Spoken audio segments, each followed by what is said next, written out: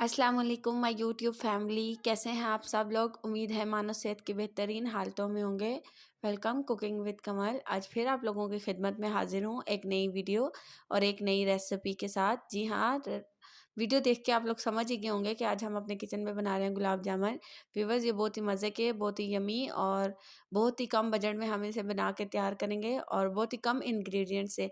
और बाज़ार से आप लोगों को महंगे दामों जो है वो लाने की ज़रूरत नहीं पड़ेगी। आप बस झटपट से इसे बना के तैयार कर लेंगे।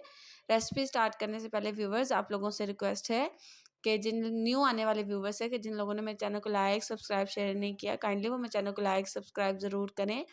आने वाले न्यू व्यूवर्स तो बहुत होते हैं लेकिन सब्सक्राइब नहीं करते। ये आप लोगों की तरफ से प्यार होता है। काइंडली मेरे चैनल को लाइक सब्सक्राइब और शेयर करना ना भूला करें और बेल आइकन भी ज़रूर दबाया करें ताकि कोई भी नई आने वाली वीडियो आप लोगों तक ज़रूर पहुँचे।